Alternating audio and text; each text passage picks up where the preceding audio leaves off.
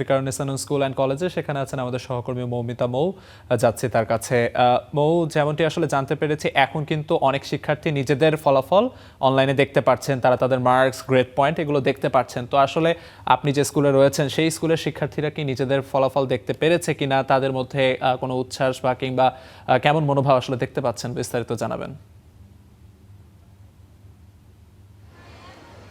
Alif, Viqarunnisa school and কলেজে আছি এবং এখানকার শিক্ষার্থীরাও কিন্তু তাদের ফলাফল বারবার এসএমএসের মাধ্যমে দেখার চেষ্টা করছেন, কিন্তু এই মুহূর্তে আসলে সারা দেশের এসএসসি ও সমমান পরীক্ষায় অংশ নেওয়া সব শিক্ষার্থীরাই কিন্তু সেই একই কাজটি করছে, যার কারণে তারা বলছেন সার্ভার হয়তো কিছুটা এই মুহূর্তে ডাউন থাকার কারণে তারা হয়তো সেভাবেই তাৎক্ষণিক তাদের এসএমএসে রিপ্লাই পাচ্ছে না, কিন্তু তারা অপেক্ষা করছেন। এবং এছাড়াও তারা জানেন যে স্কুল কর্তৃপক্ষের মাধ্যমেও একটু পরেই হয়তো তাদের যে ফলাফল সেটি ঘোষণা করা হবে এবং তারা সেটি এখানে হয়তো বোর্ডে টানিয়েও দেওয়া হবে, এই জন্য তারা অপেক্ষা করছেন। এবং শুধু যে শিক্ষার্থীরা অপেক্ষা করছেন তা কিন্তু নয়, অভিভাবকরাও অপেক্ষা করছেন এবং তারাও তাদের যে সন্তান, সেই সন্তানের পরিশ্রম তো একার নয়, এখানে বাবা মায়েরও দীর্ঘদিনের পরিশ্রম, তাদের স্বপ্ন এই শিক্ষার্থীদের পরীক্ষার ফলাফলের সাথে মিশে থাকে। তো সেই বাবা মায়েরাও কিন্তু অপেক্ষা করছেন যে সন্তানের কাঙ্ক্ষিত ফলাফলের জন্য।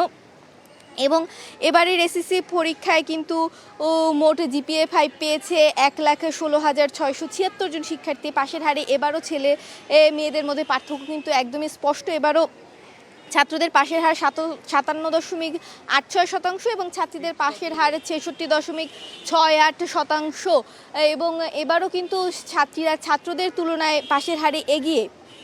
এবং শুধু যে পাশের হারই নয়, জিপিএ 5-এও কিন্তু এবারে ছাত্রীরা এগিয়ে।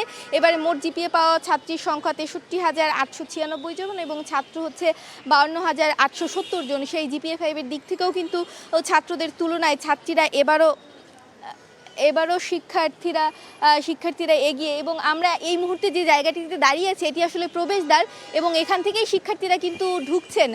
তারা তাদের যে কাঙ্ক্ষিত যে হল রুমটি দেওয়া হয়েছে সেই হল রুমে তাদের ফল প্রকাশ করা হবে এবং সেটি এখনও গোছানোর কাজ চলছে। একটু পরেই সেখানকার এই ভিকারুননিসা স্কুল অ্যান্ড কলেজের যে প্রিন্সিপাল রয়েছেন তিনি সেখানে তাদের যে স্কুলের যে ফলাফল সেটি ঘোষণা করবেন। তো শিক্ষার্থীরা আসলে সেই হল রুমের বাইরে অপেক্ষা করছেন এবং যে অভিভাবক রয়েছেন তারাও বাইরে অপেক্ষা করছেন। আমরা এই মুহূর্তে ভিকারুননিসা স্কুল অ্যান্ড কলেজের যে প্রবেশদ্বার যেটি রয়েছেন সেখানে আমরা অপেক্ষা করছি এবং আমরা কিন্তু দেখছি যে শিক্ষার্থীরা আসছেন তারা তাদের ফলাফল নেওয়ার জন্য। এবং আজকে কিন্তু এই স্কুলও চলছে এবং যারা রেগুলার ক্লাস করতে আসছেন সেই শিক্ষার্থীরাও আসছেন এবং তারাও কিন্তু সেই যে তাদের যে বড় বোন যারা তাদের আগে পরীক্ষা দিয়েছেন তাদের ফলাফলের জন্য অপেক্ষা করছেন। আলিফ, সারা দেশের যে শিক্ষার্থীরা সেই শিক্ষার্থীদের যে 20 মে যে পরীক্ষা শেষ হয়েছিল সেই 20 মের পরীক্ষার জন্য তাদের 82 দিন অপেক্ষা করতে হয়েছে এবং 82 দিন পর আজ সেই ফলাফল প্রকাশিত হয়েছে। আলিফ, একটু পরে হয়তো বা আরও শিক্ষার্থীরা আসবেন এবং আমরা যে ভিকারুননিসা স্কুল অ্যান্ড কলেজের শিক্ষার্থীদের উচ্ছ্বাস সেই উচ্ছ্বাস হয়তো আপনাদের দেখাতে পারবো। আলিফ, এই ছিল আমার কাছে ভিকারুননিসা স্কুল অ্যান্ড কলেজের থেকে সব শেষ। মৌ, আপনাকে অসংখ্য ধন্যবাদ। জানছিলাম ভিকারুননিসা স্কুলের শিক্ষার্থীদের অবস্থা। আমরা আরেকবার একটু যেতে চাই মাইলস্টোন স্কুলে। সেখানে আছেন আমাদের সহকর্মী শাহানুর ইসলাম। শাহানুর, যেমনটি আসলে আপনি তখন বলছিলেন যে আসলে মাইলস্টোন কলেজের শিক্ষার্থীরা যে ধরনের একটি ট্রমার মধ্য দিয়ে গিয়েছে, তারপর এখন তাদের আসলে রেজাল্টের উচ্ছ্বাস খুব একটা তাদের স্পর্শ করছে না। তো এখন কি শিক্ষার্থীদের উপস্থিতি বেড়েছে কিনা, ফলাফল জানতে পারছে কিনা শিক্ষার্থীরা, বিস্তারিত জানাবেন।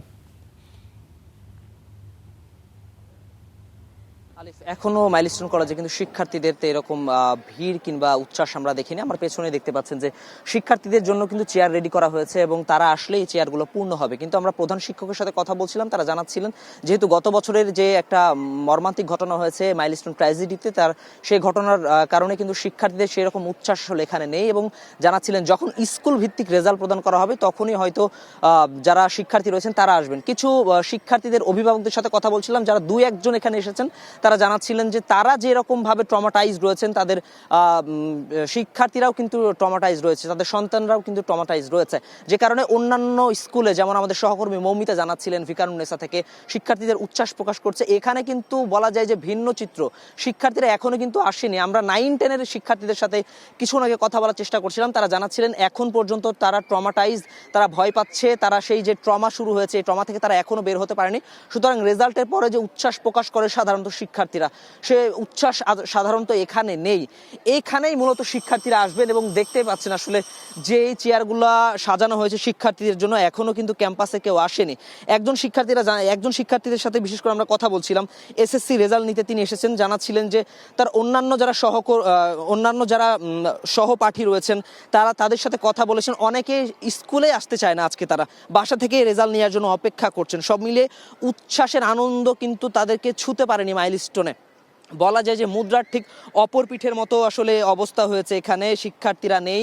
যারা ক্লাস করছিলেন 9-10 শিক্ষার্থীরা, তাদের সাথে কথা বলছিলাম, তারা জানাচ্ছিলেন যে ক্লাসে বসেও তারা এখনো আতঙ্কিত হয়, যখন এই স্কুলের মাথার উপর দিয়ে বিমান যাচ্ছে তখনও তারা আতঙ্কিত হচ্ছে।